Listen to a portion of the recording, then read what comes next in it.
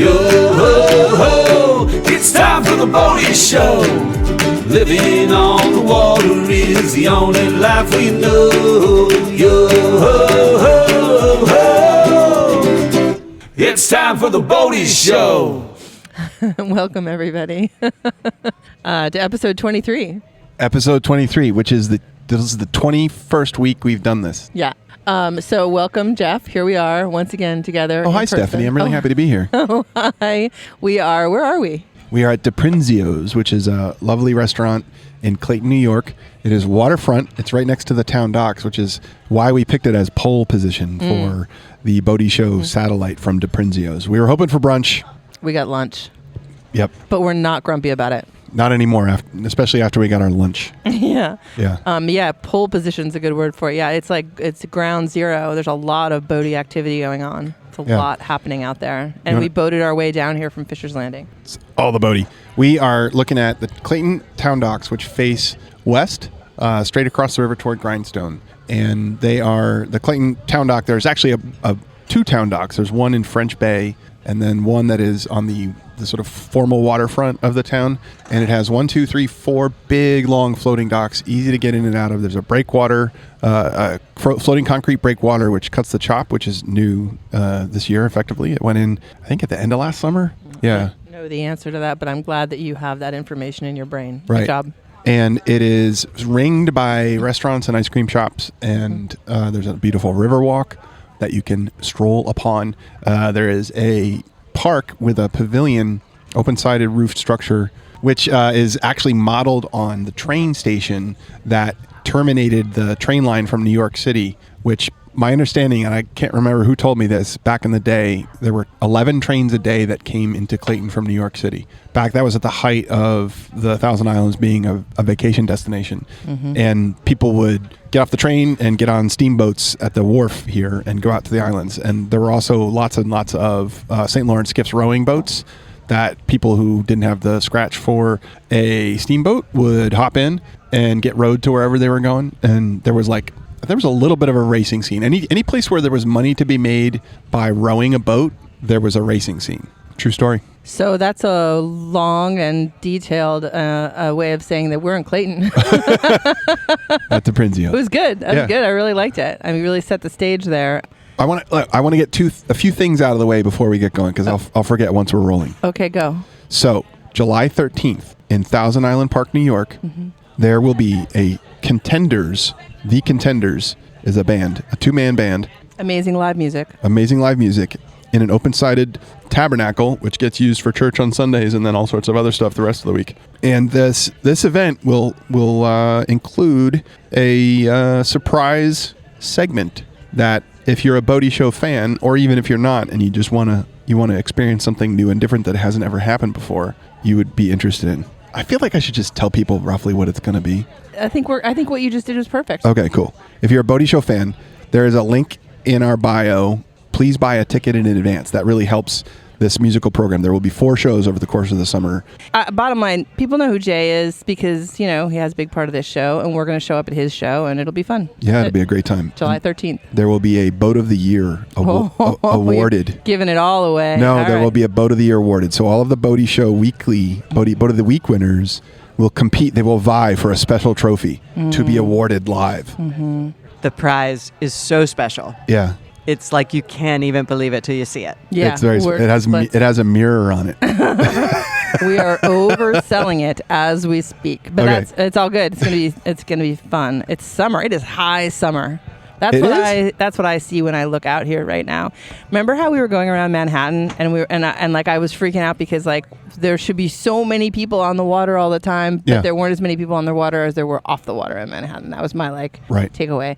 And then this is why, because when you look at the edge of the water, the land meets water situation in the Thousand Islands, it is where all the people are boiling with people. Boiling. And there's no one like a third of the mile inland. No, there's some cows and hay. Yeah, exactly. Yeah.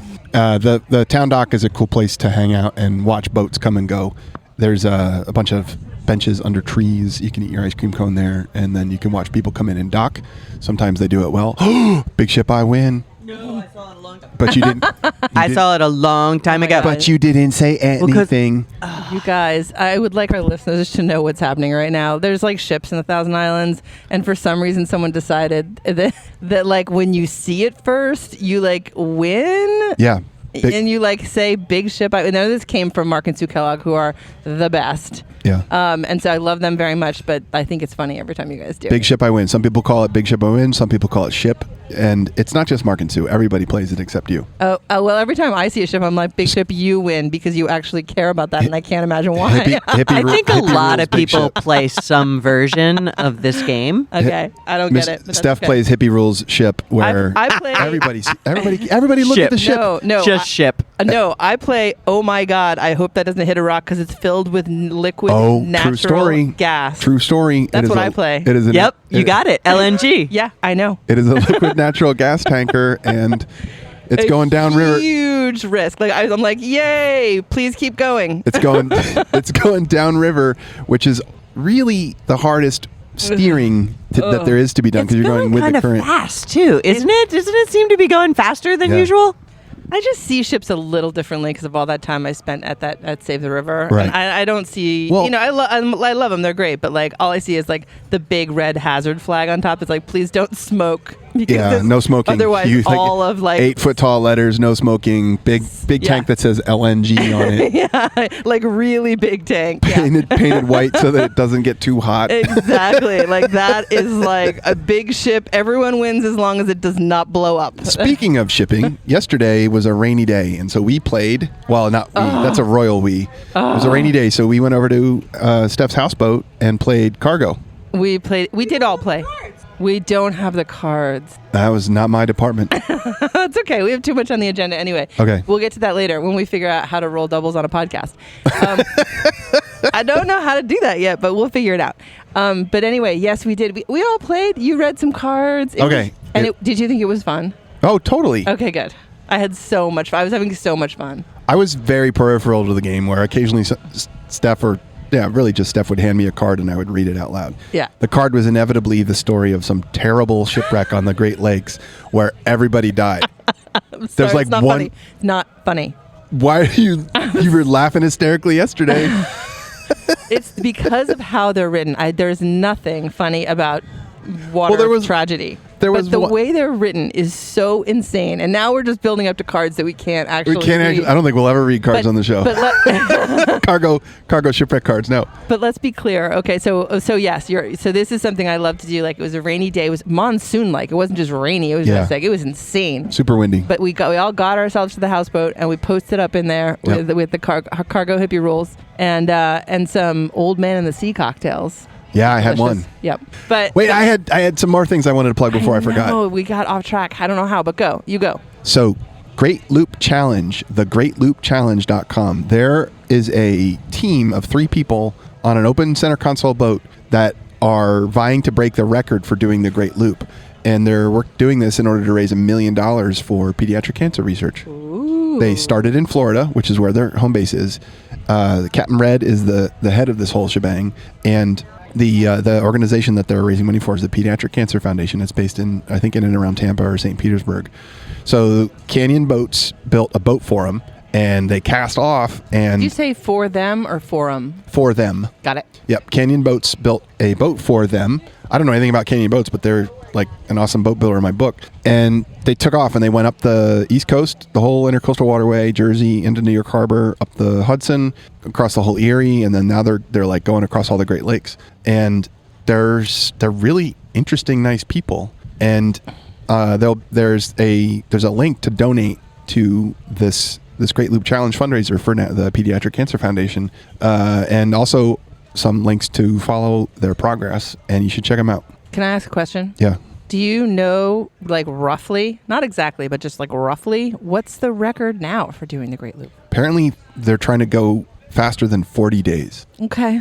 And they seem to be hauling butt. Is it normal that it's racy, or is it more? Okay. So some people do it racy, but most people don't? I think almost nobody does it racy. Okay, because that was my impression, but I also know nothing about the Great Loop except... Yeah. The loopers that I have interacted with have been in big, 3 to maybe 8 knot trawlers, like liveaboards, basically like an RV that goes 8 miles an hour. Right.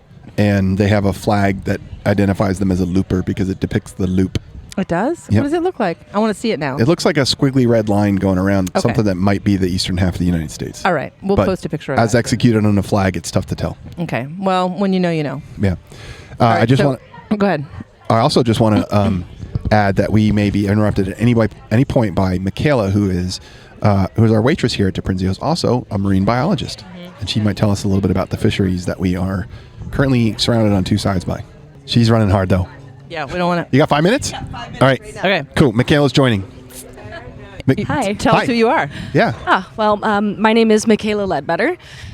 For the past 2 years, I've spent my summers as a fisheries technician 1 for the Fish and Wildlife here in upstate New York, out of Region 6, which is the Herkimer County. It's Jefferson County. It's a little bit into the Adirondacks, but for the most part, we're up here on the river and on the Great Lake. Awesome. And what kinds of projects have you been working on? Not specific projects, but like what are the big questions that you've been working on? No specific fish in particular, other than trout. I ran with the trout crew up here for a couple of specific projects, going and hiking into remote places, like past like Otter Lake and whatnot. Oh, wow. Looking at oxygenation of the ponds, how well our stocked fish are taking, whether or not they're reproducing at a rate that means we can keep stocking said ponds. Yep. It's that in particular is only that's been the only specific project in terms of like specific fish. Got it. Otherwise, we're looking at all of the major fish populations on the St. Lawrence River, on the Great Lake. So more like macro environmental. Anything, chain pickerel, your muskie, Yep. Yeah. your northern pike, Okay. your walleye, all of it up here. This is part of the long-standing sort of survey that's been going on for decades, right? Yeah. So specifically, the survey on the St. Lawrence River and in the Great Lakes, it's the warm water assessment. It's been happening since the 70s. It's been going for quite some time. The data is priceless. I almost had I was almost a part of a day that almost ruined it last year. Tell us about that. Yeah. So we it's- love ruining things. We do. Picture this: it's early August. It's a warm but misty morning on Great Lake, Ontario. We're out of Chameau Bay at this point, and it's choppy. We're talking 3 foot. Close together, packed swells, and they got us. Our boat had actually broken down, and they got us on this little flat bottom dinghy with like welded supports to the bottom. Oh, yeah. And so we're up and down continuously. I actually ended up getting a bruise on my my tailbone, like the size of a softball. Whoa. I couldn't sit down properly for a couple days. But we're out there, and we have this hundreds of feet where the net at a couple 100 feet down, right? And we're pulling up hundreds and hundreds of pounds of fish onto this tiny little boat. And historically, over the course of the study, we've only pulled maybe 1 or 2 lake sturgeon out in like a single session. Yeah.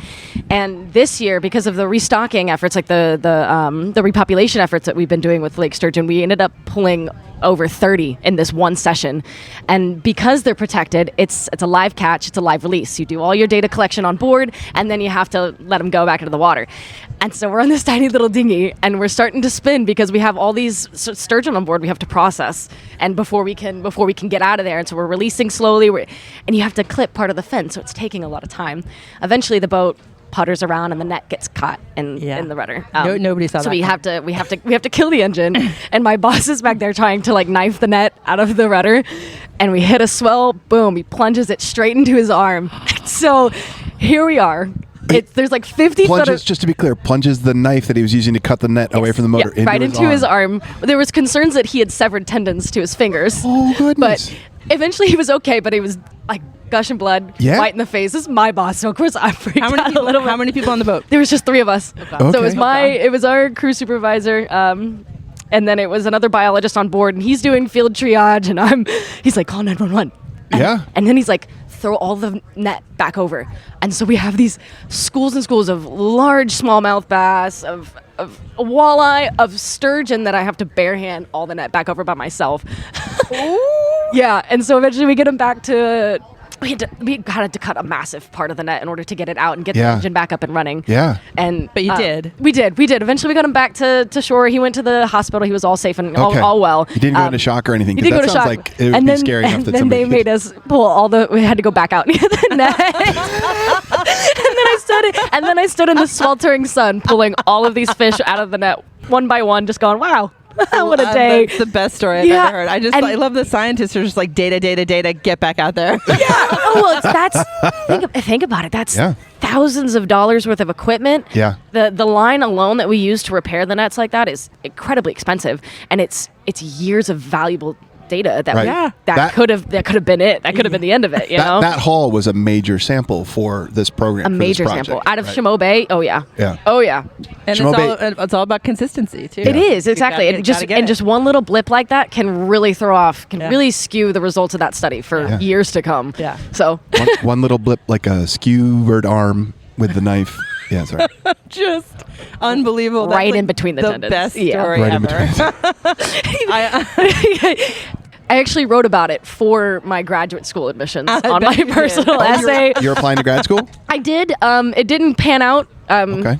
You know, COVID tends to pull some of those experiences a little bit back All right. from your reach. You know, but Yeah. currently planning for law school. So that's Oh, that's interesting. So you're thinking policy? I would like to do environmental law. That's Interesting. hopefully the plan. Okay, cool. Yeah, so Michaela just connected with my wife, Missy, who works for the Environmental Protection Agency. And so you guys are going to follow up. You are also, you were COVID college class of 22. Yes, sir. Which was the class that got the most whacked by the pandemic in terms Yeah, of right in both, between my freshman and sophomore year. Yeah, in, COVID. in terms of both educate, like that's when it hit, and then the aftershocks were the rest of the time that you were in college. Yeah. Yeah. So in terms of both an academic impact and then those opportunities to intern, to connect with professors and face to face and figure out how to get into their lab, that kind of Especially thing. the lack of connection. Yeah, Yeah, very much got so. it. So we're gonna catch you up a little let you bit. go. Yeah. We're gonna Thank catch- you we're so gonna- much for that. That was Yeah, awesome. reach out if you have any interesting biology opportunities for Michaela, and we'll put you in touch with her. She's so amazing. Oh, you like I Michaela? love her. This Yeah. is Miss She's great. I gave her a Canada. bunch of stickers. All right, good.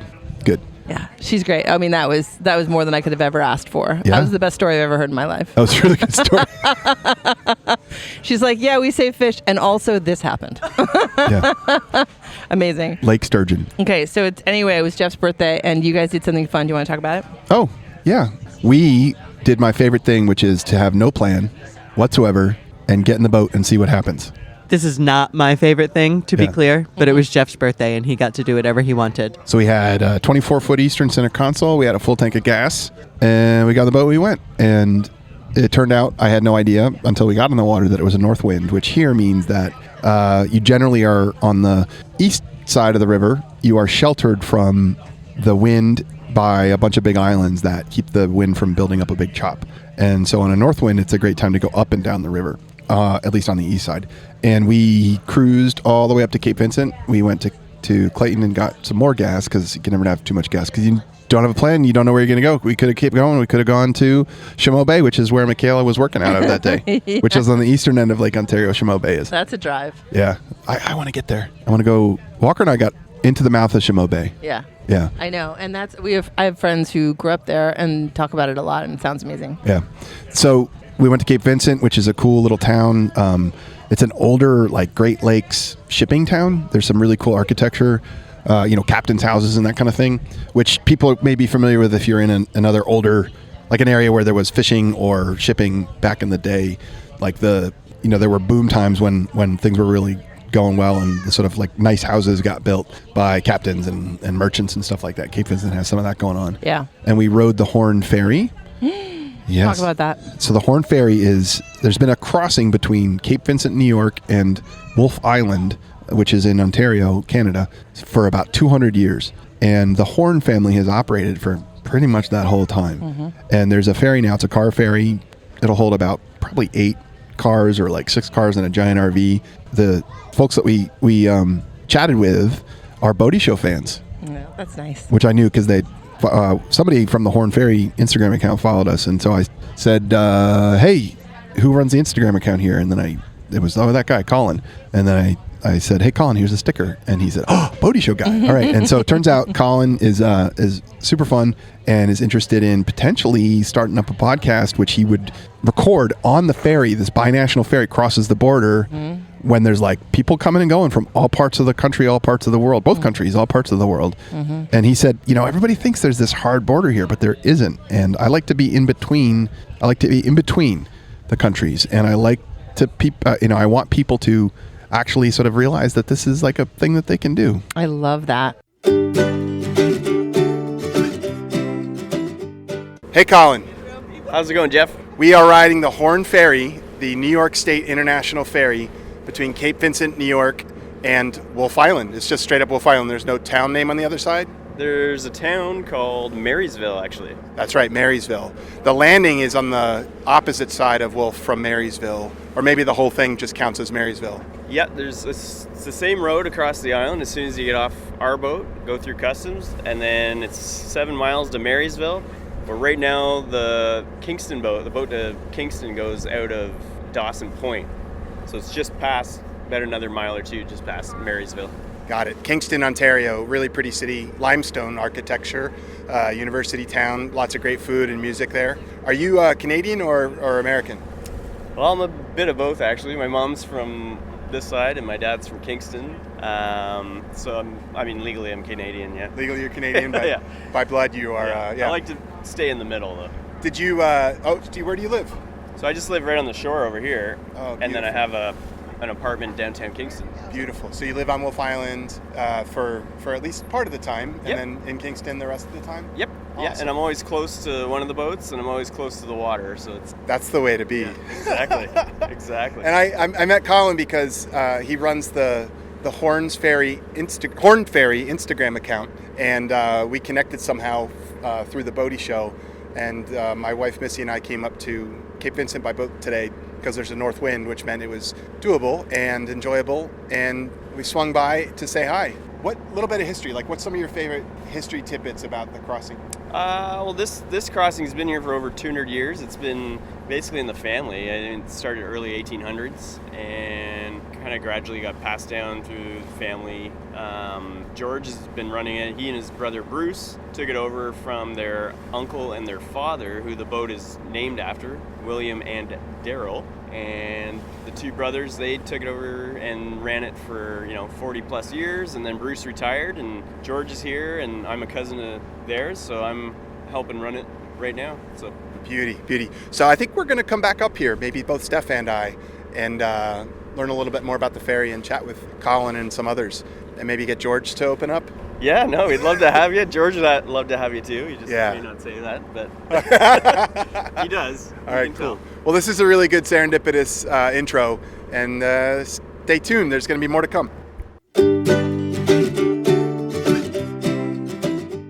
I don't know if we've talked about this on the show, but the in-between feeling between the two countries is part of the reason I moved here. Like, it's definitely part of what makes this place special. Is it feels like half the time your radio station's from Canada. That's true. Half the time, like you're going to go there for dinner. Like it's like just the, and I don't know if you want to call it, whether it's a soft border. I don't know what that means to people, but bottom line is like you feel like it's really easy to feel like connected to a different country when you're just here. Right.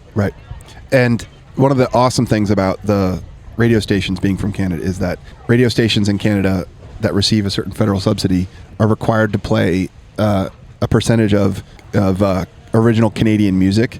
And so every once in a while you hear something that's just like, whoa, where did that come from? And you're like, oh, that's probably Canadian because I've never heard it before. Like Canadian hair metal that was from a band that was really big, like just outside Toronto for like 4 years in the 80s. Yeah. They'll play that.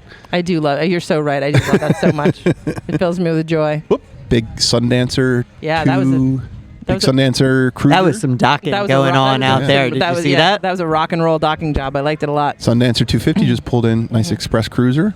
Got a radar arch with no radar. That'll hold your canvas. Very good. Yeah, it's an exciting boat. It's a spicy boat day right now. I'll tell you that. It is. It's not the easiest day to be doing to be boating, but everyone's getting into it anyway. So far, so good. Anyway, I love the Horn Ferry story. I love the fact that they've been operating it for so long. Yeah, it's just cool in so many ways. Very cool. And so it is. There's a Horn Ferry Instagram account. Look it up, follow it, and there's like just a lot of fun stuff getting reported on from there. And the trip like across the river via the Horn Ferry will take you from mainland U.S. onto Wolf Island, across Wolf Island to the Kingston Ferry, and then that takes you over to Kingston, which is a beautiful college town. We've talked about it before a little bit. A city on the Ontario shore. It is a small ferry too. Yeah, so it is. It's like it is there. Do you have? You weren't in. You just did it on. We walked on. Feet. You walked on. But when you do drive your car in it, like it feels a little small, doesn't it? Yeah, you're rocking and rolling. Yeah. Yeah. And I like that. It's not that small. I don't want to scare anybody away. No, it's just like it definitely feels like a boat. We rode it once when somebody needed to bring a giant RV across, and so this is a side load ferry. So there's a ramp on both sides, and the boat pulls up, sort of like parking next to the wharf, and you drive onto the side of it across the ramp. And they loaded this giant RV on last, and they left both the ramps down, and the RV hung over probably by about like 8-10 feet on either side because the RV was wider than even the span of the ramps. The wheelbase wasn't, so the wheels were on the ramps, but the like nose and tail of the RV was like hanging off the side of the ramp, and it was just fantastic. And the Horn Ferry people were like, "Yep, no big deal." Boom. Oh, I love it so much. Yeah. Well, that sounds like a great day. Happy you had no plan, but it worked out great anyway. It did. That's the long and short of it. Great coffee shop called A Cup of Joy. Had some soup. Sounds delightful. Yeah. Would you like to talk about old business? Well, yeah, but I never remember what the old business is. That's why we make show notes, but then I forget what I put in the show notes. But no, you tell me. You're running the show. Steph's running the show today. She's got the show notes. Everybody can tell that I'm running the show because it's going a little off the rails. Tiny? It just says tiny. What does that mean? Tiny. What does that You don't mean? know what it means either. I love it. There is engine startup sound on board. Miss America ? Donzi from video ? Oh, that was a note to myself. I wanted to load a motorboat sound into the like little sound buttons on the podcasting equipment so I could play it at any time. And did you do that? No, I did not. Okay. All right. Well, the good news is we're moving through this. Ooh, much the more. Moppy's leaving.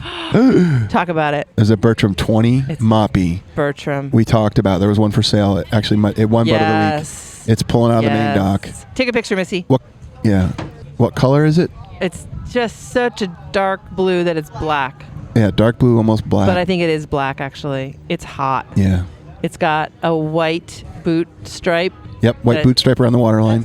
It's got a dark, basically black hull, white deck, white passenger and captain's chair, white bench, and a green bimini top. Just real clean, classy looking. Also, it's like nice. Yeah, it is. Like it's not like hammered. Well taken care of. Yeah, it looks like it has a replacement windshield. It was a black anodized aluminum windshield frame, which probably is not original. Most of those were chromed.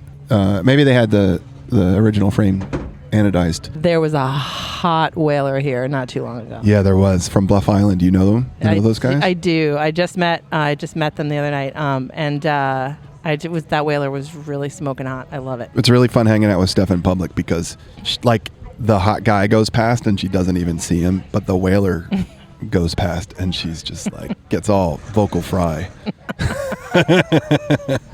Not going to engage in most of that. No. But that whaler was a very, very, and I realized It was an outrage. It was an outrage, and I love how it's all black. There's nothing else on it. There's no red. Yeah. Doesn't matter. Anyway, I also want to say, you're right, that is very loopy, isn't it? Yeah. Loopy meaning it's a big liveaboard trawler. Trawler. Yeah. Trawler. That's or why just I like big it so liveaboard much. motorboat. They're effectively the RV of the water. So can I share something else with you? Because we've talked about whalers, and you've had weird, your reaction, which we've unpacked a bit. We have different reactions. Yeah. When I'm sitting here watching all the boats go by, I see a whaler, and something inside me says, "Oh, here comes someone I know." Yeah? Yeah. Isn't that weird? That's nice. Yeah, it is kind of nice. I like that a lot. It's like seeing someone that you know is going to be like a relative or family in some way. It's like recognition. That's Right. how I feel. It turns out it's almost 100% of the time not true. Not true? Is that because back in the day, all of your friends drove whalers, and when you saw a whaler, it wasn't their parents, it was them? It has to be. That has to be the reason. Or even their parents would have done too, right? You're like, Okay. I don't know why. And it also sounds sort of entitled, so I apologize about that part of it. But that's how I realize that I have that reaction, which is kind of interesting. And I must know these people. But when you live in a small town, you actually do that a lot. Yeah. I find you find that you identify people by the boat you see. Yeah. You recognize the boat first, because if you're cruising around whatever your home waters are, and if you're a regular there and there are other people who you're friendly with who are regulars, you can recognize the boat further away than you can recognize them. So yeah, small town. Small town. Sometimes I'm in the airport, and I like when I go somewhere else, and every time someone walks by, I look up expecting to know them, and then I remember, oh wait, I don't know everybody. You don't just live in a small town; you live in a small seasonal town. It's true. Where like the community gets pared down by like a lot to just a few hardy people in the North Country. It is, and it is nice going other places where I don't know people too. It just takes me a minute to adjust. Yeah. All right, should we do boat of the week? Because if we don't do it now, God knows if we'll ever get. Do we have any boats of the week? It's in the email. You're running the show. I don't have the email. No, we're gonna do boat spotting. Isn't that next? I don't know. I mean, Look at the show notes. I was looking at the show notes. Then you told me to go to boat spotting is on here. Yeah. Yep. All right, let's talk about what we saw. Yeah. Oh yeah. What'd you see this week that you liked? Well, the Merci was my favorite so far. Mm-hmm. It was amazing. Yeah. I mean, do you want me to describe it? I can't. I believe it's an atelier that is it's a fiberglass hull, long and narrow, with a sedan. Oh yeah. A sedan. Like a sedan pilot house. Sedan meaning it's basically just like a big glass sided windowed kind of squarish house. Cabiny thing that pop with up a lot of windows. All windows. All windows. That's typically what would differentiate it as a sedan, and then a little windshield up on top, and a what do you call it? A pilot station, a wheel, and the throttle and everything at the back of the sedan pilot house. Yeah. And then a big open cockpit, little seating area up front. You can see there's a trend here of the stuff that we're really drawn to. Oh, you can sit up front? Great. Oh, it's like long and neat and narrow? Great. Oh, it's got a blue hull? Great. It was so pretty. It was really pretty. And it was sitting in Teo Park. We were just taking you.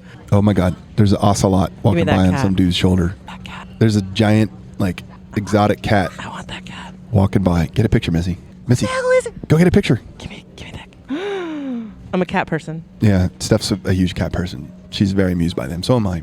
I want a cat. I'd like to have a cat, but I'm not allowed to because our last two cats peed on Missy's pillow repeatedly. And so she was done with that, and I don't blame her because I don't want to have anything to do with stuff that pees on my pillow either. Cat pee is annoying. All right, so we saw the Merci. It was beautiful. Thousand Island Park. If you listeners, if you know who owns the Merci in Thousand Island Park, We'd like to know. We'd like to know you and them, but mostly them. Oh, nice. We have on here boating to the River Hospital PTSD art show. We have that on the list. Yep. So Steph works for River Hospital, and that's on the boat spotting list? No, it's before that. I skipped over it. I'm going backwards now. Oh, okay. You said run the show. Yeah, you're running it. It's great. So Steph works for River Hospital, which is a hospital on the river. Hospital has a dock. A dock, bro. We do. Yeah. We have, I think there's only one other hospital that has its own dock. So you can boat up to it, and if you need it, which is a big deal around here. Yeah. It's a big deal around here. A lot of people with their emergencies are coming by boat from islands here. Yeah. I joined the board of River Hospital a 3 months ago, and so Steph invited me to go to, there's the Zipper going by. Yep. Zipper. Antique Boat Museum. Missy, picture of the Zipper. Missy's the hot admin. Yeah. Antique Boat Museum Zipper replica of it's actually a new build of a commuter launch design that was originally made in the late 20s, early 30s. It Always nice to see that boat. Yeah, it's hot. It is. It's hot. It's an excursion boat, wooden, mahogany, got twins, nice tumble home. Oh, we should save the special tumble home story for when Brian Danforth comes back on. Okay. We can't tell it. It's his to tell. There's a Zipper tumble home story, which puts the tumble in tumble home. Look, Steph, what do you think of that whaler out there? Where? Outraged banana boat. Whoa, that's weird looking. It looks like a knockoff. It looks like maybe it's like not actually. No, that's the original Outrage design. Oh, you can put it in a pint glass if you want. I don't care. It doesn't matter to me. I just don't want that to be hard. We should say just briefly that Michaela is bringing us mimosas, and we love her for so many reasons. For all of her crazy fish stories, and also for her. We had a great lunch with a great service. We did. At DePrinzio's. DePrinzio's most consistent service, best food of all the restaurants. We had a long conversation about Yeah, we could plug DePrinzio's. Of course we should plug it. We're sitting here using up their space, and we are. Had a delicious meal, and everybody should know about that. Yeah, they have a drag show out here sometimes. Yeah. For Pride Week. They're totally supportive of that cause, and just in general, and they're open all winter, which really you get extra points for being open all winter. Right? Yeah, DePrinzio's. Yeah. Wait, good job. That whaler that was going by was that's the original design for the Outrage hull. They made that for a little while. That was an old design. Changed it. Oh, really? Yeah. I don't like it. It's very Missy and I think it's ugly. Very utilitarian looking. It looked like it had weird stuff on the side. It looked like a knockoff. Oh, River Hospital. So we took a boat. Oh, right there. There was an event that Steph invited me to, and it was the Post-Traumatic Stress Disorder Therapy Program's art show, which is an annual art show. Let's see how I do, because I'm really just learning about this now. Yep, set it up. The River Hospital has the only off-base PTSD therapy program for military servicemen, active or otherwise, who in the country, which is a big deal because you're not walking into a maybe hard to get over the hump kind of therapeutic location on base around all the people you know. And as somebody who's been through a ton of behavioral health therapy myself, I would say that it's good to just have a little bit of privacy. So you can, if you're a soldier, you can leave the base, you can go to River Hospital. This program was started in 2013. Well over 1,000 soldiers active duty have been through. It's for people with PTSD from combat, from other trauma, sexual abuse, sexual assault, otherwise. The art show is an annual where the handprints that are left behind voluntarily, like a paint, like put your hand in paint and put it on a big white canvas handprint and then decorate it. Those are left behind by people who have finished the program and are moving on.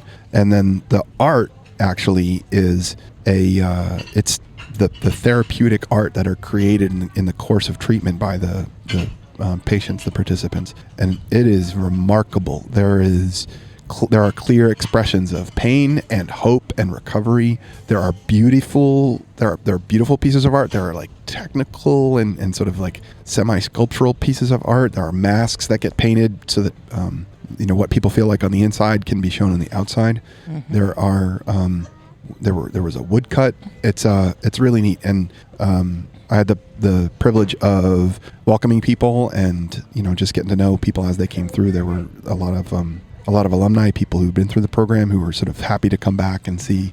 There were great reunions between some of the therapists that are there and the patients. There were wonderful supporters from the community who came through. So it was neat. We took a boat there and back, and so that makes it Boaty. Yeah, exactly.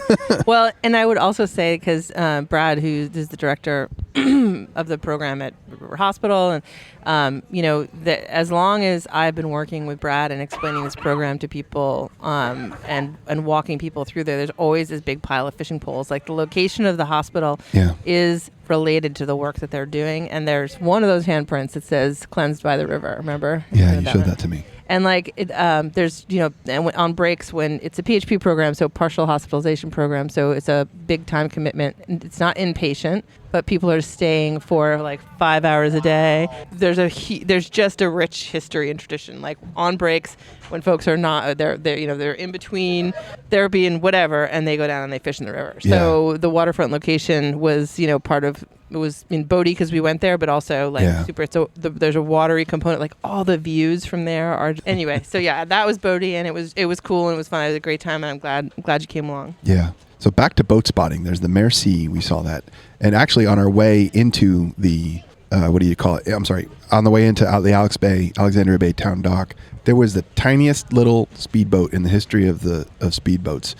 It was sparkly. Was it purple or blue? That was blue. It was blue and sparkly, and it had a motor that, relatively speaking, looked like it was 40 horse. Steph tells me it was 15. Yeah, I mean, I like the story of it being a 40 horse better. So we could go with that if you want. Yeah, tiny little sparkly speedboat. And if you're new to boat stuff, there was an era, and maybe it's coming back now, where glitter coat was a big deal on boats. Most boats had glittery surfaces. Glitter coat boat, whatever you just said, gets my attention every time. Whalers and glitter. What about a glitter coated whaler? As long as it's a trawler. I'm really picky. You're mashing everything up. That thing was so cool, though. It was teensy. Like, it was like 5 feet long, 6 feet long, super small, right? Like, it wasn't even really a boat. No. And my daughter Mary Jane works at River Hospital, and she'll have you know that she got that job all by herself well before I ever joined the board. There was zero nepotism involved. And I'm the one who like came in afterward. You're coasting on her coattails. I'm coasting on her coattails. Anyway, she came down to like actually finish some work there, and then was done with her work day, came to the art exhibit and checked it out, and then we sent her home in the boat because she had to get home. But I didn't really think about the fact that we had picked Steph up on an island when that's where her boat was, and we had to get back. So we played for the very first time for me this summer.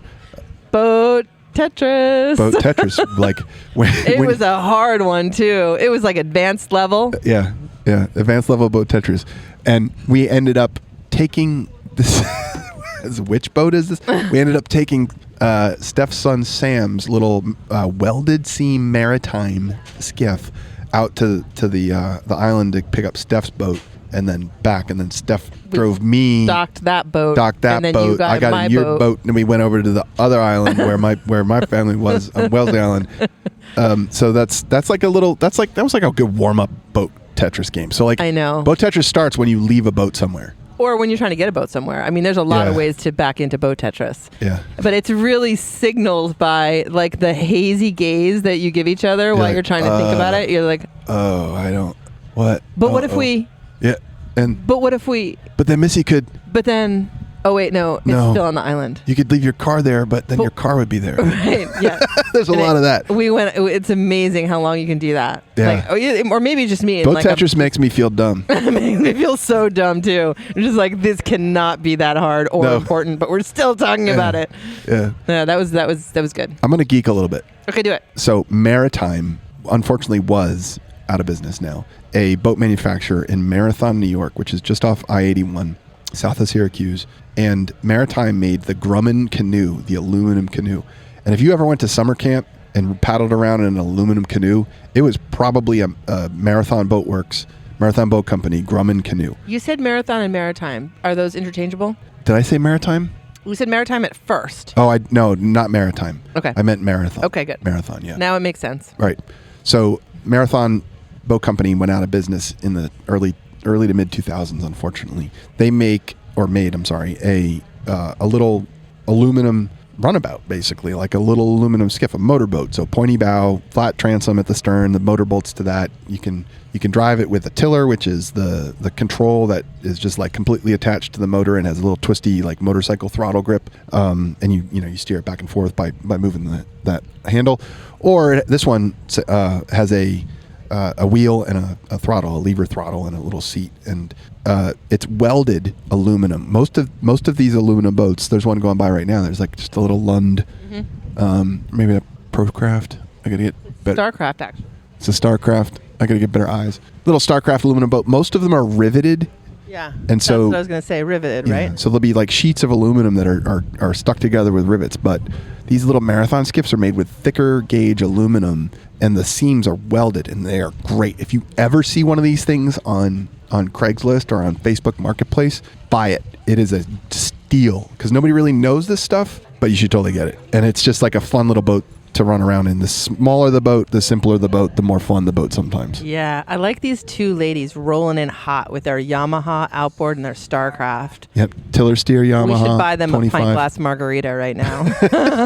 They know how it's done. I'm into it. I bet they're coming off of Governor's Island. They look like biologists. I don't think so. No? Nope, they're coming off Grindstone.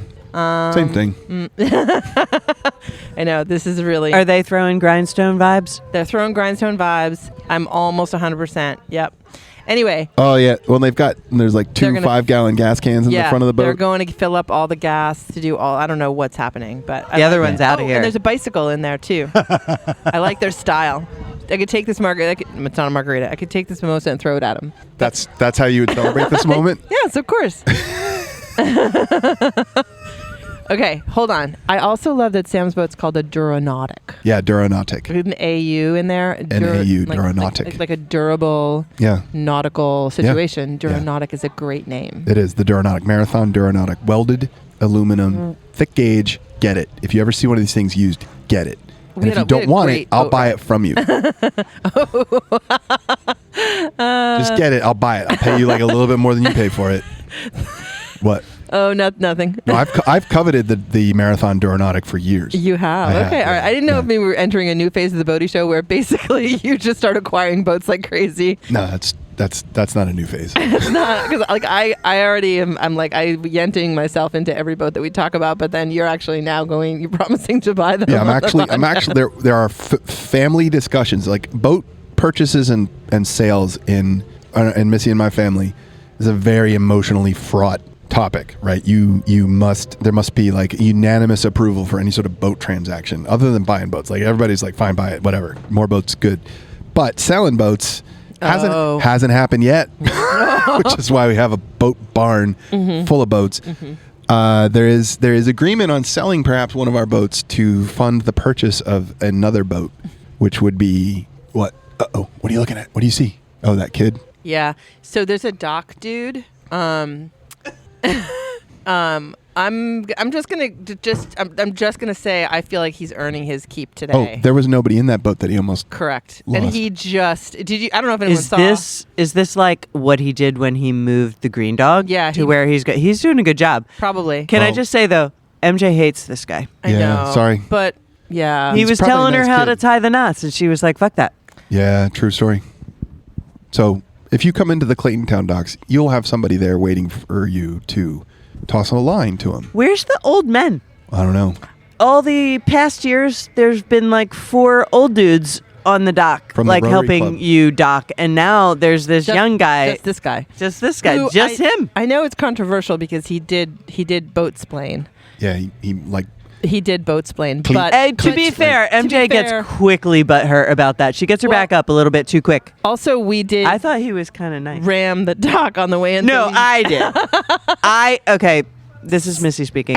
I hit the dock on the way in. And so True. maybe there was a part of him that thought these people might need a little more Yeah. help than other people. I'm trying to give him the benefit of the doubt. I did hit the dock, but we were pretty chill about it. I was seemed- like, hey, all it good. didn't look like I hurt my boat. Yeah, he or didn't- maybe he I didn't hurt care. your dock. He didn't care. he seemed like he wanted to do a good job, and that's a good starting point. I feel like I've been sitting here a long time watching him do his job. I feel like he's committed to the Yeah. work that he's So doing. if you're coming into the Clayton Town docks and you're not you're like a little nervous about docking, there's somebody there to help you. They'll take a line. They'll put you where you. And if you need to hit go. the dock, it's okay. Exactly. It's not the end of the world if you hit it a little bit. Exactly. Like I did. No, it's And fine. It's fine, Missy. oh boy.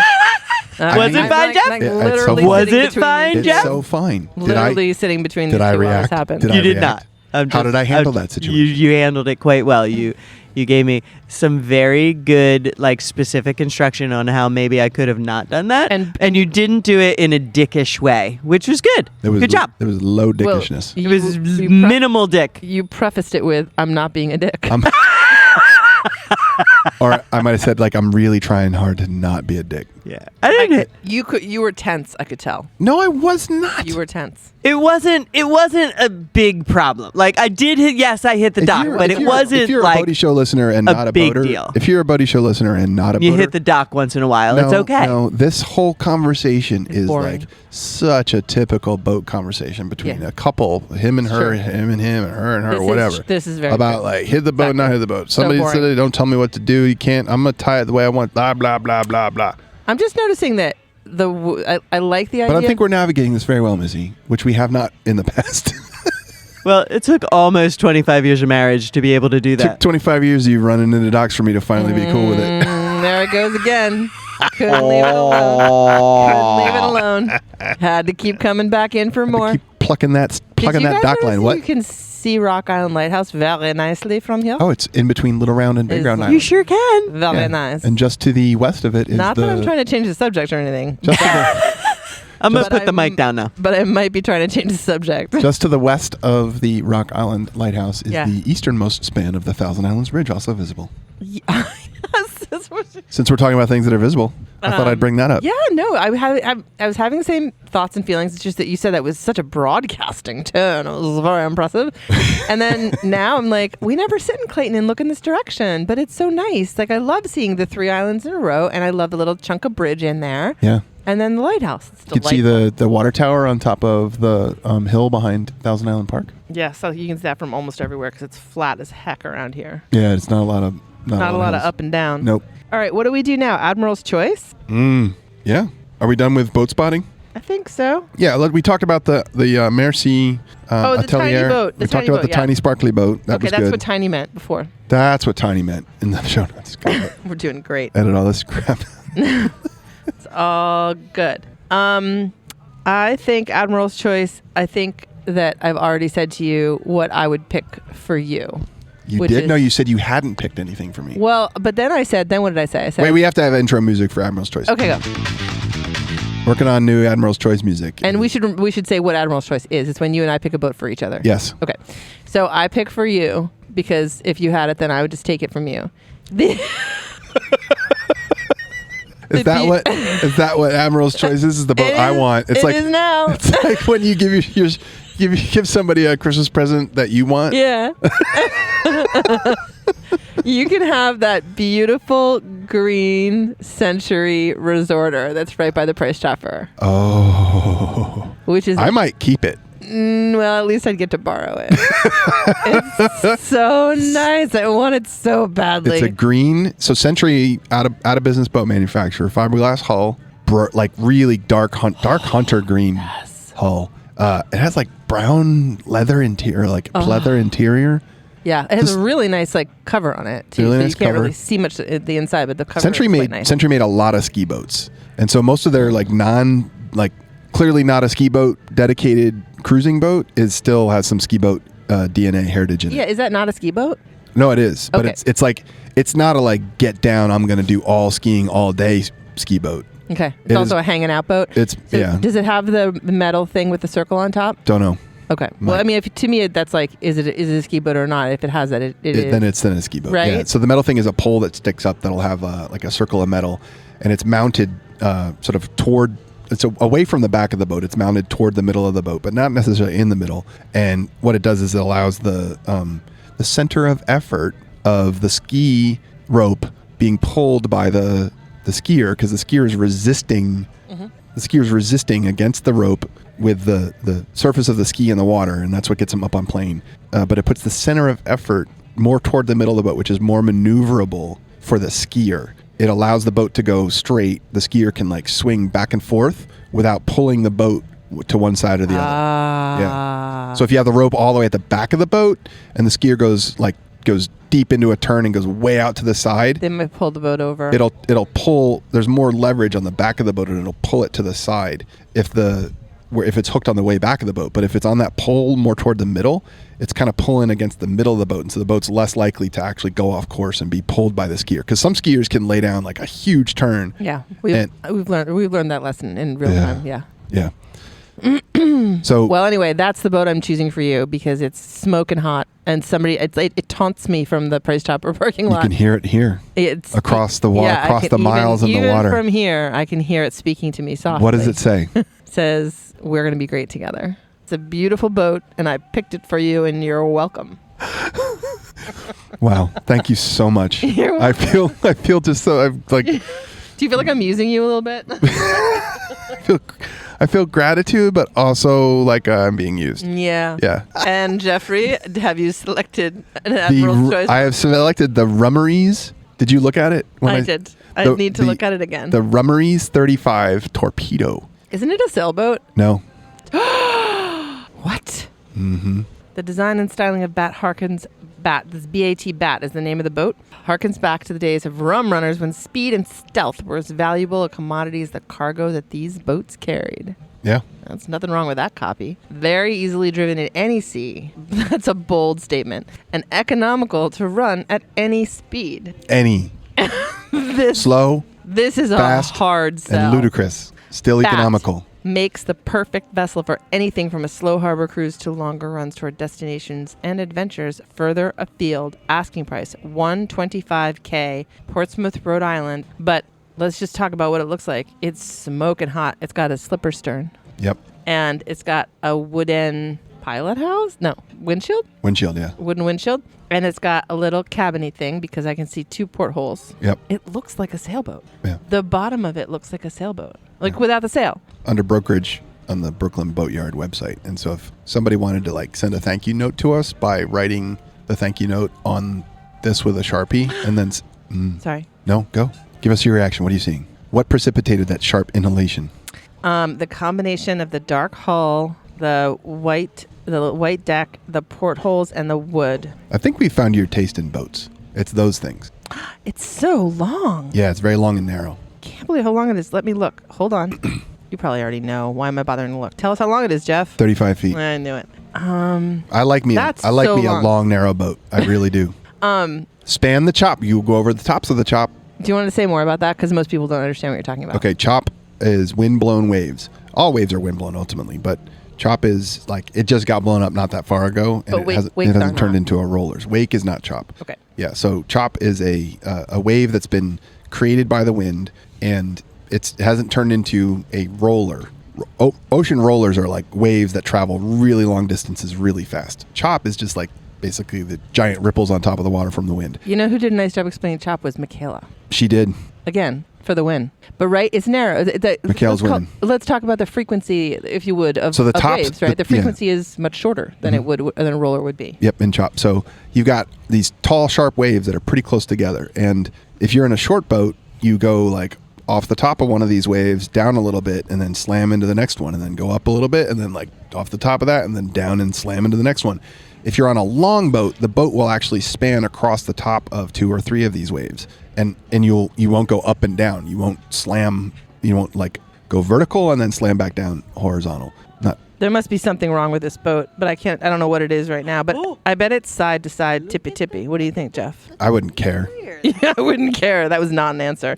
The answer is yes. It's pretty something. I know the wheel's not bad either. There's a lot of wood in there. It even has a nice wheel. How about that? It's the first time you've ever complimented a boat's steering wheel. Also, does it have 2 engines? So unlike you, I picked a boat that I thought you would love and could have free and clear, as opposed to the boat you picked for me, which is really just picking. To be fair, I thought it was a sailboat, so I thought you had picked something that you wanted for me. No, you. So now out of this Admiral's Choice, you get 2 boats. You get this green. I mean, Century. I'll take this bat. Watch me. Look at that thing. Yeah. I'm not super into a lot of side to side action. I don't. What's so funny? I'm just waiting. You're the one who's trying not to laugh. No, I'm just sitting here silently, quietly, letting you sit with the words you just said out loud. You're the one that always makes this double entendre. You did that one. That was all you. But I'm just saying, I don't love a tippy boat experience. Well, maybe it has bow thrusters, which would allow you to control the side to side action. Only. Do you know it's tippy stuff? I'm going to say it's tippy. No, it's fine. You don't think it's tippy? No, I think it has hard chines toward the stern. Let's call your is it like a relative? Don't you have a relative that works there? Can we call him and ask him to take it? We'll go for a ride. Let's go up there. Yeah, let's go up there. Let's go up there and take it for a ride. He really wants us to come visit. I know. Brooklyn I Boatyard. really want to go. But we have to leave the river. It's. Oh, that's fine. I mean, okay. I'm over it already. It's almost July. It's time to go. Let's wrap it up. I mean, we started in April this year, so I feel like true. it's already been a full summer. We need to rock and roll and get out of here. All right. You know? You know what time it is, Stephanie? It's Boat of the Week time. Go.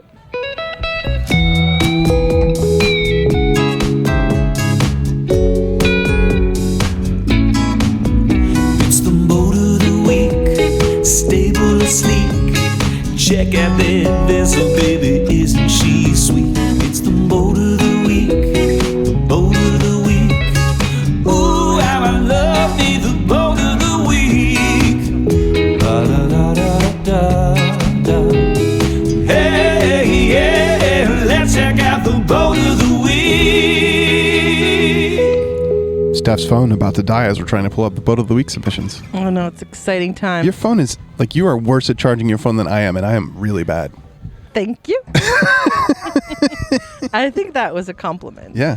BOTW. Look at me searching away. We have seconds. Only seconds left on the battery charger. Quick. Tell me what to do. Read. Terrible direction. No, wait. Ooh, gadfly. Gadfly, another antique boat museum boat going by. Sedan, right? Yep, sedan, yep. Smoking. It's a great example of a sedan. Hot. A sedan runabout. I would not kick that. Missy, get a picture of it. And maybe with Mikhail at the same time. Gadfly. I'm not objecting to you fixing things. No boat of the week. We didn't get a boat of the week. It's because of the email. Because everyone hates email. No, we got boats of the week. I just can't find it in the hot mess of a phone you have. Okay, let me give it one more try. When you say something entertaining, like I would say some words over and over again. See if that helps. I'll describe the flotilla that is currently tied up in the Clayton Town Dock. There's a limestone, looks to be about a 18 or 19 IO. Oh no! It's the one where is an IO, but it has a jack shaft. A jack shaft is when you have the outboard leg. So the part that's got the propeller on it that hangs off the back of the boat. And then there's a drive shaft that runs up to the middle of the boat where the engine is and then goes back. That's a special feature of limestones. They like to have the engine in the middle of the boat. It's better balanced, true story. But they like the IO because you can tilt it up and it gives you directional steering instead of steering with a rudder. Like you can direct the thrust. The Moppy left, there's a pretty sweet, it's like a modern whaler center console with a Mercury and a big water ski tow tower on the back. There are two hot, comfy pontoon boats. The Everman pleasure barge. It's a bow rider with a good bimini. Yeah, you can tell. Like one of the most important things to have on a boat is shade because you'll be out longer. You have more time, more fun on the water. So there's some two pontoon boats with good shade. There's our boat, the Eastern 24. There's a good fishing boat down there with a huge electric trolling motor mounted on the bow. And that's it. Nope. There's a flock of jet skis. Yeah, I was going to say. Yep, 4 jet skis that are all sitting there. You can buzz in here on your jet ski. Teach me to leave my phone. Yep, exactly. At least I have my phone. I know what the boat of the week is. What is it? Jane Ash is in France. Oh, that's right. Yep. This is a great story. Jane Ash is in France. Could you use his full title, please? The Boaty Show musical director, composer, performer, and producer, Jane Ash. Had a performance in France, and we got a text message from him. It started off all caps. You guys! Because he was on his way to Nancy for a show with his daughter. Yep.